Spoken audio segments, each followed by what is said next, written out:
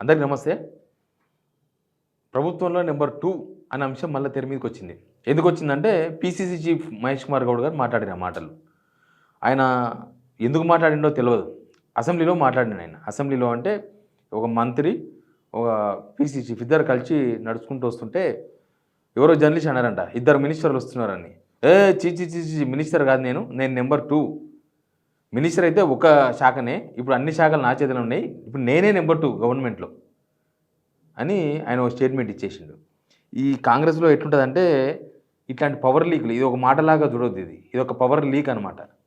ఇట్లాంటివి చాలా డిస్టర్బెన్స్ చేస్తాయి. ఇప్పుడు రేవంత్ రెడ్డి ముఖ్యమంత్రిగా ఉన్నారు, ఆయన నెంబర్ 1, ఎవరు అవునన్నా కాదన్నా నెంబర్ 1. నెంబర్ 2 పంచాయతీ ఇది. నెంబర్ 2 ఎందుకు వస్తుంది ఆ పంచాయతీ అంటే నెంబర్ 1 పంచాయతీ ఇది. నెంబర్ 2 పంచాయతీ నెంబర్ 1 కోసం వచ్చే పంచాయతీ అనమాట. మహేష్ కుమార్ గౌడ్ ఆ స్టేట్మెంట్ ఇచ్చిన తర్వాత చాలామంది మినిస్టర్లతో తెల్లముఖం వేసారు. ఇదేంది మళ్ళీ కొత్తగా ఈ శబ్దం ఇక్కడి నుంచి వస్తుంది, మొన్నటిదాకా నెంబర్ 2 అని చెప్పుకున్న మంత్రి వేరే ఉన్నారు, మళ్ళీ పీసీ చీఫ్ ఎందుకు ఈ మాటలు తెర మీద తీసుకొచ్చిండు? అంతర్గత రాజకీయాలు బహిరంగంగా బయటకు వచ్చినాయా? పార్టీకి ప్రభుత్వానికి మధ్య సమన్వయం ఏమన్నా లోపించిందా? రేవంత్ రెడ్డి స్టెమినాకు క్వశ్చన్ మార్క్ ఇది. రేవంత్ రెడ్డి పరిపాలన వైఫల్యం చెందిండు అన్న కోణంలో వినిపిస్తుంది ఆ శబ్దం, నేను నెంబర్ 2 అనే శబ్దం. సరే ఏం జరుగుతుంది?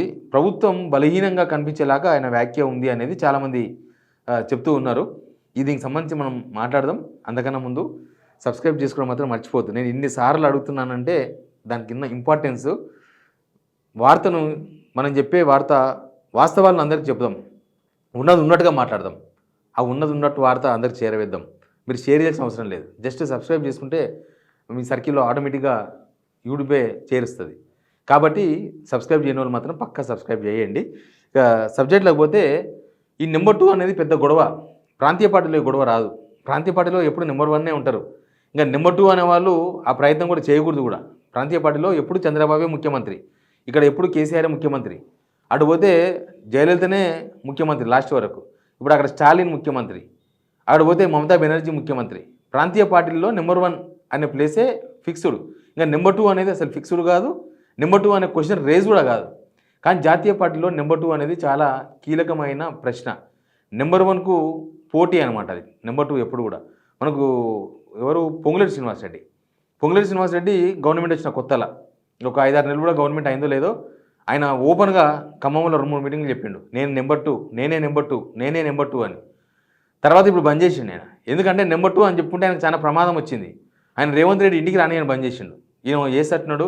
ఒకసారి రేవంత్ రెడ్డి కూడా చెప్పిండు, నా పక్కన కూర్చొని పని చేయండి, ఎవరు పని చేయరంట, కానీ నా సీటు గుంజి లేదా నేను లేచిపోతే నా సీట్లో కూర్చోవడం మాత్రం చాలామంది చూస్తున్నారు, నా ఎదురుగా కూర్చొని మాట్లాడడానికి మాత్రం ఎవరికి ఇంట్రెస్ట్ లేదు, కానీ నా సీటు కోసం మాత్రం ఎదురు చూస్తూ ఉన్నారని ఒకసారి రేవంత్ రెడ్డి స్టేట్మెంట్ ఇచ్చింది. అప్పుడే పొంగులేటి శ్రీనివాసరెడ్డి నెంబర్ 2 అని. అప్పుడు కొన్ని రోజులు బంద్ చేసిండు రేవంత్ రెడ్డి. పొంగులేటి శ్రీనివాసరెడ్డిని ఇంటికి రానిచ్చులు బంద్ చేసిండు. అంతకుముందు అయితే పాపం అంత పెద్ద డబ్బులున్నాయన, కొంచెం లాబింగ్ చేసే సత్తా ఉన్న పొంగులేటి శ్రీనివాసరెడ్డి పొద్దుగాలు లేస్తే వచ్చి రేవంత్ రెడ్డిగానే ఉంటుండే. ఆల్రెడీ ఆయనే టిఫిన్ చేస్తుండే, ఆయనే చాయ్ తాగుతుండే, ఆయనే లంచ్ అవుతుండే, ఆయనే డిన్నర్ అయిపోతుండే. కానీ అప్పటి నుంచి కట్ అయిపోయింది. అప్పటి నుంచి నిజంగా కూడా ఆ తర్వాత కూడా ఇద్దరు మధ్య కొంత గ్యాప్ తగ్గిన పొంగులేటి శ్రీనివాసరెడ్డి రేవంత్ రెడ్డికి పోతలేడు, అది క్లియర్. నెంబర్ 2 అన్న తర్వాత ఆయనకు ఆ కష్టాలు వచ్చినాయి, అప్పటి నుంచి బంద్ చేసిండు. కానీ ఇప్పుడు పీసీసీ చీఫ్ మహేష్ కుమార్ గౌడ్ మాట్లాడుతున్నాడు, నేనే నెంబర్ 2 అని. అసలు ఎందుకు నెంబర్ 2 అని మాట్లాడుతున్నారు? రేపనాడు ఎవరన్నా నేను నెంబర్ 3, నేను నెంబర్ 4 అని ప్రకటించుకుంటే అది ప్రభుత్వ అస్థిరతకు దారితీసే ప్రమాదం ఉంటుంది. ఆయన పీసీ చీఫ్గా ఉన్నారు. యాక్చువల్గా పార్టీ ప్రభుత్వం 2 జోడొద్దులాగా అనమాట. ఈ 2 కలిసి పనిచేస్తూ పోతుంటే నడుస్తూ ఉంటుంది.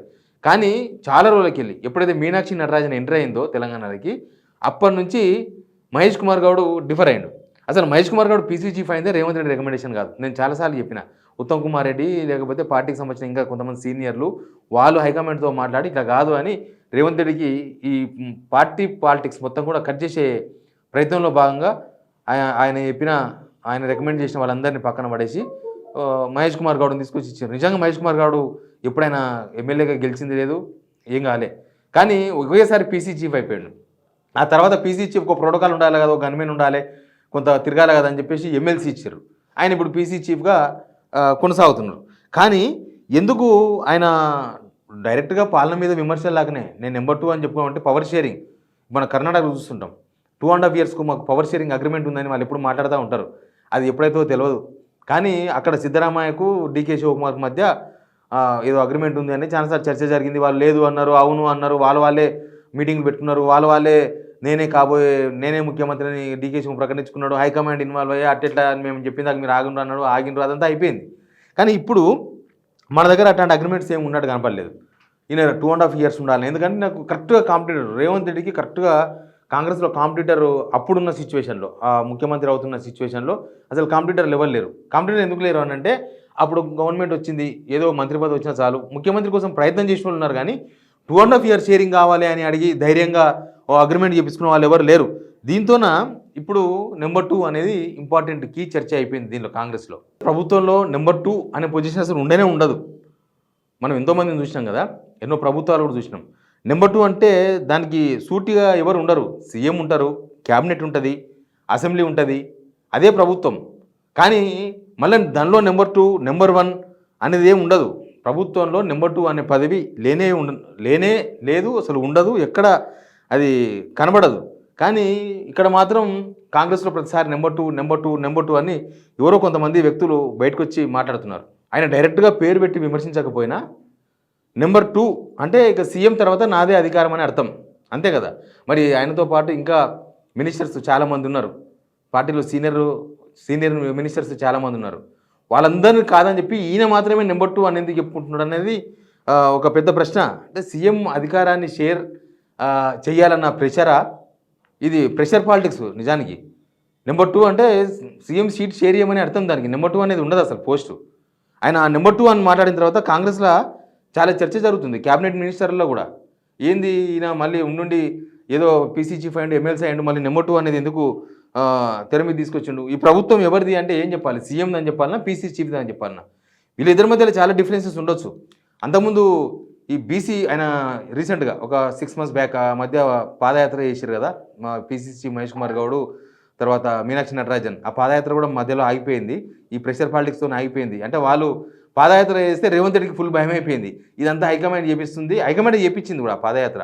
కానీ ఏదో డిఫరెన్స్ కొడుతుంది, వీళ్ళు అటు ఇటు చేసి నా సిటీకి నీళ్ళు తీసుకొస్తామని చెప్పి దాని కింద మీద పడి ఢిల్లీకి పోయి తంటాలు పడి పాదయాత్రను ఆపేపించిండు. ఆ పాదయాత్ర ముగింపు సభ చాలా పెద్దగా పెట్టాలని మహేష్ కుమార్ గౌడ్ అనుకున్నాడు. నిజామాబాద్లో పెద్ద ప్లాన్ కూడా చేసారు, డేట్ కూడా ప్రకటించారు. ఆ పట్ల బీసీ సభ అని పెట్టుకున్నాడు ఆయన, కానీ అది పేరుకు బీసీ సభ, కానీ అది కాదు. మహేష్ కుమార్ గౌడ్ ఆయన ప్రతాపం చూపిద్దాం అనుకున్నాడు. నిజామాబాద్లో ఒక బహిరంగ సభ పెట్టి నేనే నెంబర్ 2 అని అప్లై చెప్దాం అనుకున్నాడు. యాక్చువల్గా రేవంత్ రెడ్డి ఇవన్నీ గ్రహించే నెంబర్ 2 అనేది వద్దు, అసలు నీకు బహిరంగ సభనే వద్దని చెప్పి హైకమాండ్కి వెళ్ళి చెప్పించి అసలు ఆ పాదయాత్రను, ఆ బహిరంగ సభను అన్నింటినీ బంద్ చేపించేసిండు. కానీ ఇట్లా స్వయంగా ప్రభుత్వంలో ఎవరు ర్యాంకులు ప్రకటించుకోరు. నెంబర్ 2, నేను నెంబర్ 3. అసలు పీసీ చీఫ్ ఇలా చెప్పడం అంటే అధికారం పట్ల కొంత అసహనం ఉన్నట్టు కనిపిస్తుంది. ఎప్పుడైనా సరే ఒకరు ఫెయిల్ అయినప్పుడే ఇంకోరు నేనున్నా అనే విషయాన్ని గుర్తు చేస్తూ ఉంటారు. రేవంత్ రెడ్డి ఫెయిల్ అయ్యిండు అనే విషయాన్ని కాంగ్రెస్ వాళ్ళు కూడా గట్టిగా నమ్ముతున్నారు బలంగా, దానిలో సందేహం ఏం లేదు. ఎందుకంటే ఆయన పరిపాలన 2 years తర్వాత, అలా 2 years అయిపోయింది కదా, 2 years తర్వాత ఆయన పరిపాలనకు కాంగ్రెస్ వాళ్ళు కూడా మార్కులు వేసే పొజిషన్లో లేరు.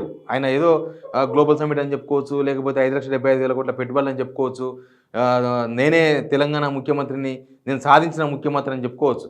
కానీ ఆ స్థానాన్ని ఆయన నిలబెట్టుకోలేకపోతున్నాడు. ఆయన ఆ స్థానాన్ని స్టెబిలైజ్ చేసుకునే పరిస్థితులు లేడు. సీఎం పోస్ట్ ఎట్టైనా వస్తుంది, కాంగ్రెస్లో డబ్బులు పెడితే వస్తుంది. ఈ మధ్య పంజాబ్లో చూసినా గుర్తుందా, 500 crores పెట్టుకుంటే ముఖ్యమంత్రి అభ్యర్థిగా ప్రకటిస్తారని నవజోత్ సిద్ధు వాళ్ళ భార్య ప్రకటిస్తే ఆయన పార్టీకి సస్పెండ్ చేసి పడేసింది. అంటే డబ్బులతోనే నడుస్తుంది కాంగ్రెస్లో అనేది వెరీ క్లియర్. బీజేపీలో ఎట్లా నడుస్తుందో తెలియదు, కానీ కాంగ్రెస్లో అయితే డబ్బులతో ఓపెన్గా. పీసీ చీఫ్ అయినప్పుడు కూడా రేవంత్ రెడ్డి 50 కోట్లకు కొనుక్కొచ్చుకున్నాడని చెప్పేసి కోమరెడ్డి వెంకరెడ్డి ఓపెన్గా కామెంట్ చేసిండు. రేవంత్ రెడ్డి ఏం చేయలేకపోయాడు, హైకమాండ్తో చెప్పించారు నువ్వు మాట్లాడక అట్లాంటి మాటలు, డబ్బులు ఇచ్చిండ్రు అంటే తీసుకునేది మేమే కదా, మా మీద కూడా తీవ్రమైన ఆరోపణ చేస్తున్నట్టే అది, కాబట్టి ఆ మాటను మాట్లాడదంటే కోమరెడ్డి గమన అయిపోయాడు, ఆయన మాట్లాడడం బంద్ చేసిండు. పీసీ చీఫ్ చేసిన వ్యాఖ్య కాంగ్రెస్ ప్రభుత్వం స్టెబిలిటీకి ఒక పెద్ద ప్రశ్న. అంటే ఈ గవర్నమెంట్ ఉంటుందా ముఖ్యమంత్రిగా? ఎందుకంటే రేవంత్ రెడ్డి నేను 10 సంవత్సరాలు ముఖ్యమంత్రి అని చెప్పి ప్రకటించుకున్నాడు కదా, నేనే 10 సంవత్సరాలను ఆయన ప్రకటించుకొని తిరుగుతుంటే ఈయన నేను నెంబర్ 2 అని ఇప్పుడే 2 సంవత్సరాలు గవర్నమెంట్ అయిపోగానే నెంబర్ 2 అంటున్నాడు. అంటే స్థిరత్వంకి ఇది ఒక పెద్ద ప్రశ్న. ఇది మాటలు తప్పిదమా, లేక అధికార పోరుకు ఒక సంకేతమా? మహేష్ కుమార్ గౌడ్కు ఢిల్లీలో ఉన్న సంకేతాలు ఏందో మనకు తెలియదు. ప్రజలు ఏం కోరుకుంటారు? ప్రజా సమస్యలు చాలా ఉన్నాయి కదా, వీళ్ళ పదవుల పంచాయతీ కాదు. ప్రజలు ఎదురు చూస్తున్నదేమో వీళ్ళు ఏమైనా కొత్తగా చెప్తారేమో, ఏమైనా వీళ్ళు ఇచ్చిన హామీలు అమలు చేస్తారేమో, లేకపోతే వీళ్ళందరూ కలిసి పీసీ చీఫ్, సీఎం అందరు కలిసి ఏమైనా కొత్త అంశం తెర మీద తీసుకొస్తారేమో, కొత్తగా జనాలకి ఏమైనా చెప్పే ప్రయత్నం చేస్తారేమో అని జనమంతా ఎదురు చూస్తున్నారు. కానీ వీళ్ళు మాత్రం పవర్ పాలిటిక్స్లో క్లియర్గా ఉన్నట్టుగా కనిపిస్తుంది. పాలన మీద విమర్శలు, అమలు లోపాలు, ప్రజల అసంతృప్తి ఇవన్నీ ఉన్న టైంలో ఈయన నెంబర్ 2 అని చెప్పుకోవడం అనేది కాంగ్రెస్లోనే ఒక పెద్ద కంపనానికి దారితీసింది. ప్రధాన సమస్య ఎక్కడొచ్చిందంటే రేవంత్ రెడ్డి ఆయన ముఖ్యమంత్రి కావాలని కాంగ్రెస్కు ఓటేయలేదు జనం. ఫస్ట్ ఆయన ముఖం చూసి ఓటేయలేదు.